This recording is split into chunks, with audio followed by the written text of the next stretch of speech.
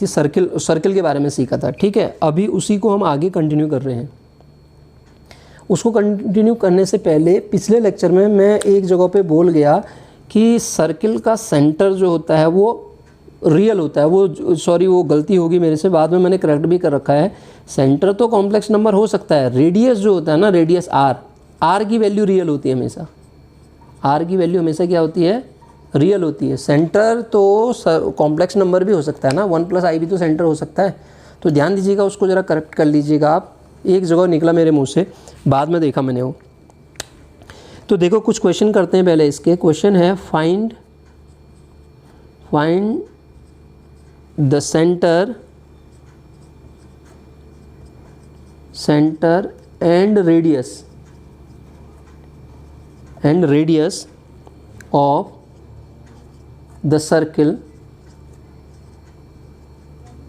ये दिया है सर्किल, कुछ दिए एग्जाम्पल, उनको देखते हैं। सर्किल के सेंटर और रेडियस डिफाइन करने। जैसे पहला क्वेश्चन है z - 2 + 3i का mod this is equal to 5। इसी में आ गया, देखिए सेंटर तो आपका कॉम्प्लेक्स नंबर भी हो सकता है ना। हमने इक्वेशन क्या पढ़ी थी, mod z - a is equal to r ना, या mod z - z0 equal to r। तो सेंटर क्या होता है, e। तो सेंटर क्या है इसका, सेंटर जो है 2 + 3i है और रेडियस कितना है, r इज इक्वल टू 5 है इस क्वेश्चन के लिए। अगला अगर मैं कहूँ आपसे z - 4 + 3i is equal to 2 दिया है, इसको सॉल्व कीजिए। Mod z minus sign common लूँगा तो कितना आएगा, 4 - 3i का मॉड इज इक्वल टू 2। तो देखिए सेंटर कितना है, centre is equal to 4 - 3i, radius कितना है, रेडियस 2 है। क्लियर है बात। अगला ये लिखा है mod z is equal to 5, इसमें तो कोई दिक्कत ही नहीं है, इसको क्या लिख सकते हैं, z - 0 का मॉड इज इक्वल टू 5। अगला लिखा है 2z, इसको देख लेते हैं। अगला लिखा है 2z - 3 + 4i का मॉड इज इक्वल टू कितना दिया है इसने, 4।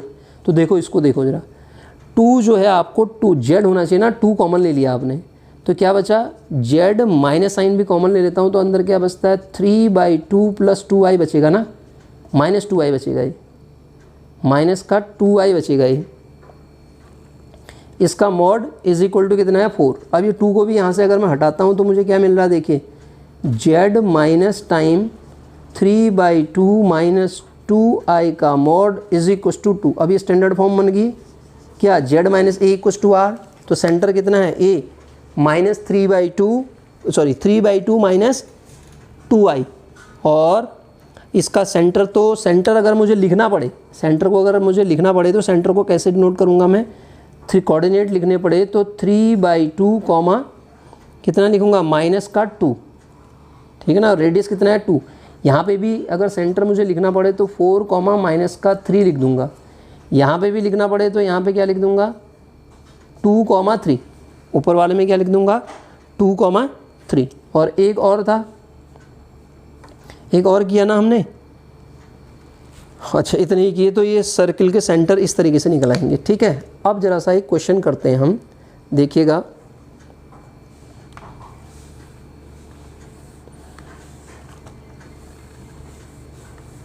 एक क्वेश्चन और उठाते हैं। वो क्वेश्चन क्या है, क्वेश्चन लिख रहा हूँ मैं यहाँ पे। क्वेश्चन है if the complex number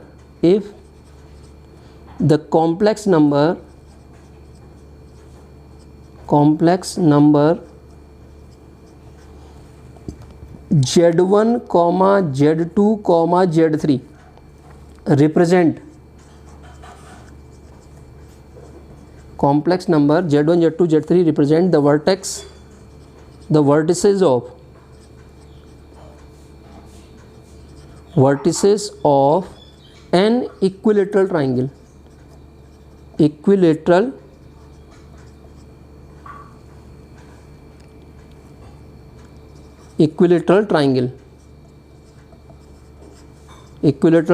such that condition क्या दे रखी है, mod z1 is equal to mod z2 is equal to mod z3, ये कंडीशन दे रखी है। तो आपको शो करना है कि z1 + z2 + z3 की वैल्यू कितनी होगी, 0 के बराबर होगी, ऐसा प्रूव करना है। देखिए मैंने आपको मॉड का डेफिनेशन बताया था, मॉड मतलब लेंथ होता है, तो Z1 minus 0 is equals to मुझे दिया है Z2 minus 0 is equals to मुझे दिया है Z3 माइनस 0। इसका मतलब ये हुआ कि अगर ट्राइंगल ABC था तो ट्राइंगल कैसा है देखिएगा, ओरिजिन को O माने तो इसकी डिस्टेंस, ये डिस्टेंस अगर ट्राइंगल बनाता हूँ मैं सेम है डिस्टेंस, तो ट्राइंगल ऐसा कुछ बनेगा, ये इक्विलेटरल ट्राइंगल ऐसा कुछ बन जाएगा। ABC बना दें इसको ABC, क्योंकि Z1 की ओरिजिन से डिस्टेंस ये O हो गया। ठीक है, अब ध्यान दीजिएगा, ये लेंथ बराबर आ रही है ना Z1 माइनस 0, तो यहाँ से मैं बोल सकता हूँ OA is equal to OB is equal to OC, ये दिया है मुझे। अगर ये लेंथ इक्वल आ गई तो आप देख रहे हैं ये सर्किल, सॉरी जो ये ट्राइंगल है, ओरिजिन जो हो गया सर्कम ओरिजिन, अगर सर्कम सेंटर की हम बात करें, सर्कम सेंटर इसके बाहर से सर्कल बनेगा तो सर्कम सेंटर इसका ओरिजिन हो गया। ट्राइंगल ABC का जब आप सर्कम, मैं कह सकता हूँ origin is the circum centre of the triangle ABC, ABC का सर्कम सेंटर कौन हो गया, ओरिजिन हो गया। ठीक हो गया। और मैं ये भी जानता हूँ इक्विलेटरल ट्राइंगल का सर्कम सेंटर उसका सेंट्रॉइड होता है। ठीक है ना, इक्विलेटरल ट्राइंगल है तो उसका सर्कम सेंटर ही उसका सेंट्रॉइड होता है। और सेंट्रॉइड के कोऑर्डिनेट बताइए Z1 plus Z2 plus, coordinate की जगह पे ध्यान दीजिएगा एक वर्ड यूज होता है एफिक्स, कॉम्प्लेक्स के लिए वो वर्ड यूज होता है एफिक्स, कोऑर्डिनेट होता है और कोऑर्डिनेट ज्योमेट्री के लिए। तो this is equal 3, this equal to 0, यही होगा ना।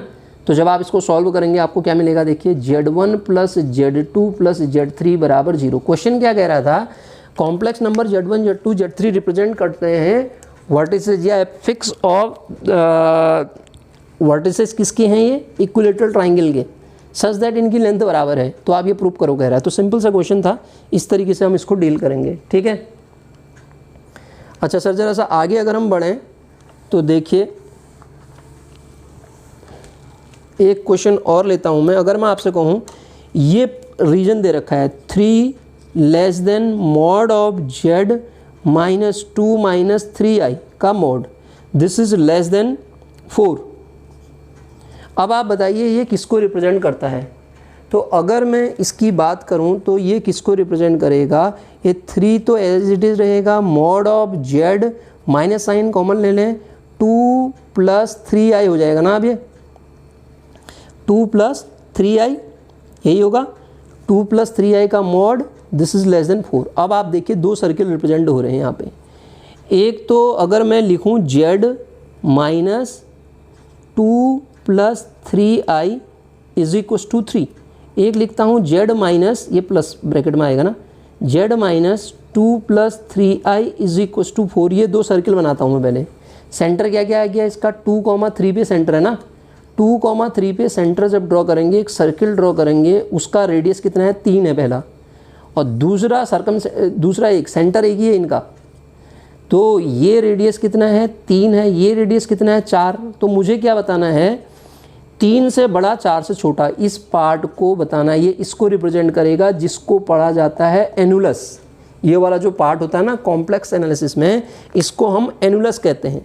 तो 2,3 इसका सेंटर था, वहाँ से हमने 2,3 दो सेंटर था, दो सर्किल बन रहे हैं इससे, उसके बीच वाला पार्ट अगर मुझे बताना है तो बीच वाला पार्ट किसको रिप्रेजेंट करेगा, एनुलस पार्ट को। तो इसको क्या पढ़ते हैं हम, एनुलस पढ़ते हैं। ठीक है, एक और क्वेश्चन मैं लिख रहा हूँ यहाँ पे, उसको देखिएगा आप।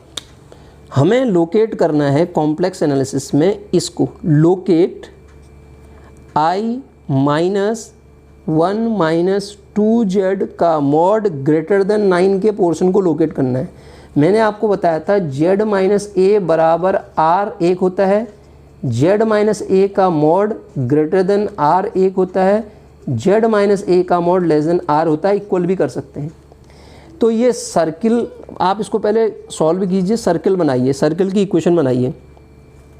जब मैं इसकी सर्किल की इक्वेशन बनाऊंगा तो z होना चाहिए, -2 कॉमन ले लेता हूं, तो अंदर क्या बनेगा देखिए, z -2 जब कॉमन लूँगा तो ये z प्लस हो जाएगा ना, z वाला ये पोर्शन हो गया। और तो इसको मैं कैसे लिखता हूँ, z प्लस 1/2, इसको एक साथ लिख देता हूँ, किसको 1 वाला ये निगेटिव पॉजिटिव हो जाएगा, 1 पॉजिटिव निगेटिव हो जाएगा। 1 माइनस आई वाले को एक साथ लिख देता हूँ, ठीक है। और ये किससे बड़ा है, 9 से बड़ा है। अब आप देखो -2 को जब बाहर लोगे तो 2 आ जाएगा। इसको मैं लिख सकता हूँ z माइनस क्या, i माइनस 1/2 का मॉड ग्रेटर देन 9। अगले स्टेप में मैं 9/2 कर दूंगा इसको, अगले स्टेप में क्या कर दूंगा, 9/2। तो अब आप देखिए ये वो सर्किल है जिसका सेंटर है i माइनस 1 प्लस i/2 पे इसका सेंटर है। मतलब क्या होगा, -1/2 i/1/2 पे इसका सेंटर है। उसके आउटसाइड के पार्ट को ये रिप्रेजेंट कर रहा है, मतलब ये वाले पार्ट को रिप्रेजेंट कर रहा है। सेंटर कहाँ पे है, -1/2 1/2 पे इसका सेंटर मिल जाएगा आपको, ठीक है। इस तरीके से इस क्वेश्चन को हम डील कर लेंगे, ठीक। आगे बढ़ते हैं, ज़रा देखिए कुछ और क्वेश्चन करते हैं, है ना। हमें लोकेट करना है आर्गेंट प्लेन में। कुछ क्वेश्चन ऐसे भी बन जाते हैं, आर्गेंट प्लेन मतलब कॉम्प्लेक्स प्लेन से ही है, ठीक है ना, गॉसियन प्लेन भी कहते हैं इसको। आर्गेंट प्लेन में अगर मुझसे कहा जाए लोकेट कीजिए आप mod of z minus 1 plus mod of z plus 1 is equal to 3, तो इसको सॉल्व करने के दो तरीके हैं। एक तो हम इसको एनालिटिकल मेथड से भी कर सकते हैं, मतलब ज्योमेट्रिकल मेथड से कर सकते हैं। दूसरा हम जनरली क्या करें, z की वैल्यू रख देते हैं। क्या होगी z की value, x plus i y, complex number ले लेते हैं, let z is equal to x plus i y. तो आप देखो x प्लस आई वाई, इस टाइप के क्वेश्चन को करने का तरीका ये है, x plus i y minus 1 plus अगला क्या है x plus i y plus 1, तो मॉड दिस इक्वल टू, इसको बदलो x माइनस 1 को एक साथ लिखो प्लस आई वाई का mod plus this equal to 3 है ना, तो दिस इम्प्लाई प्लस कितना x plus 1 plus i y का mod is equal to 3।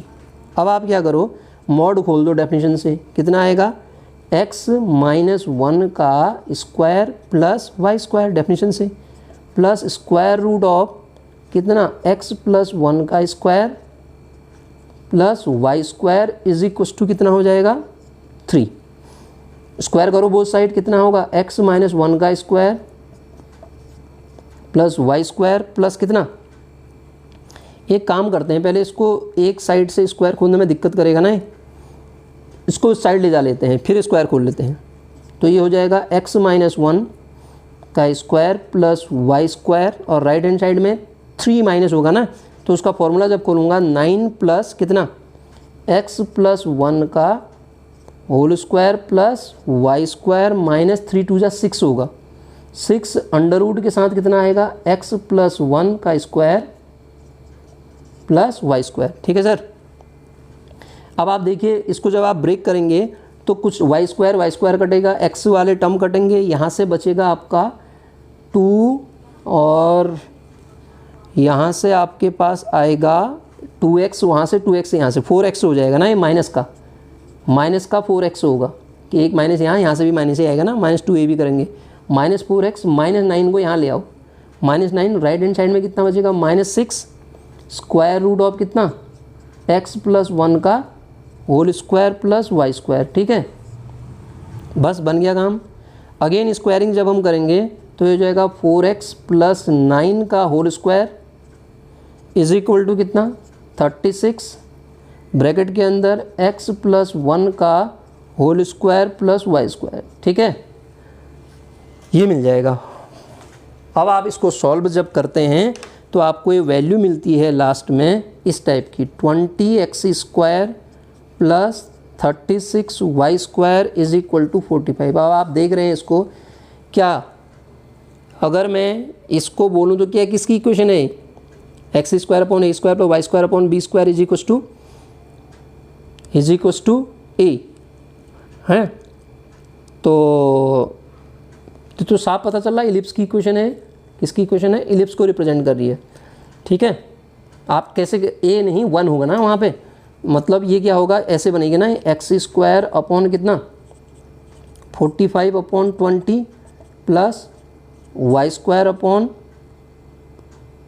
45 upon 36 is equal to 1। यही तो होती है इलिप्स की इक्वेशन। अंडर रूट करके स्क्वायर कर दो इसका, ऐसा भी तो लिख सकते हो आप, अंडर रूट करके स्क्वायर कर सकता हूँ ना, तो ये किसको रिप्रेजेंट कर रहा है, एक इलिप्स को रिप्रेजेंट कर रहा है, ठीक है, दिस इज एन इलिप्स, ठीक है। अभी हम इसके डिटेल में पढ़ेंगे भी, ये तो डायरेक्ट आपको एग्जाम में करना ही नहीं है, एग्जाम में डायरेक्ट आप देख के बता देंगे कैसे इलिप्स है, ठीक है। फॉर्मेट में बताऊंगा अभी इसके जो ज्योमेट्रिकल इंटरप्रिटेशन किस टाइप के होते हैं, कब सर्किल बनता है, कब इलिप्स बनता है, इस फॉर्मेट में। एक क्वेश्चन और करूं, जैसे mod of Z minus I upon Z plus I, इसको सॉल्व करते हैं, देखिए, इज इक्वल टू 3, ठीक है। अभी तो सॉल्व करना सीख ले रहे हैं हम, बाद में इनको डायरेक्ट बोल देंगे इलिप्स है या सर्किल है या क्या हाइपरबोला है, ठीक है। तो यहाँ तो डायरेक्ट रखिए आप, वैल्यू कितनी आएगी, x plus i y minus I upon x plus i y plus आई का मॉड किसके बराबर आएगा, 3 के बराबर।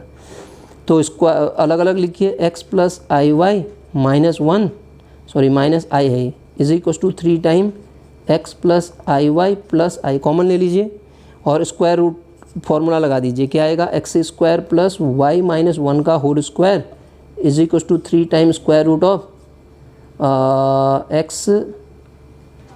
एक्स स्क्वायर प्लस कितना होगा ये, वाई प्लस 1 का होल स्क्वायर, ऐसा ही होगा ना।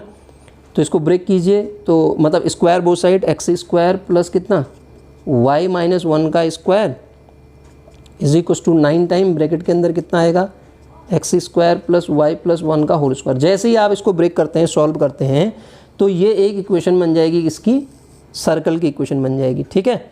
X square plus Y square क्या होती है सर्कल की equation, x square plus Y square plus 2gx plus 2fy plus c बराबर 0, एक्स स्क्वायर वाई स्क्वायर आएंगे। तो यहाँ से जो मुझे इक्वेशन मिलेगी वो किसकी इक्वेशन मिल जाएगी, एक सर्किल को रिप्रेजेंट करेगा, दिस रिप्रेजेंट ए सर्किल। इसको हम बाद में डायरेक्ट भी करेंगे, ठीक है।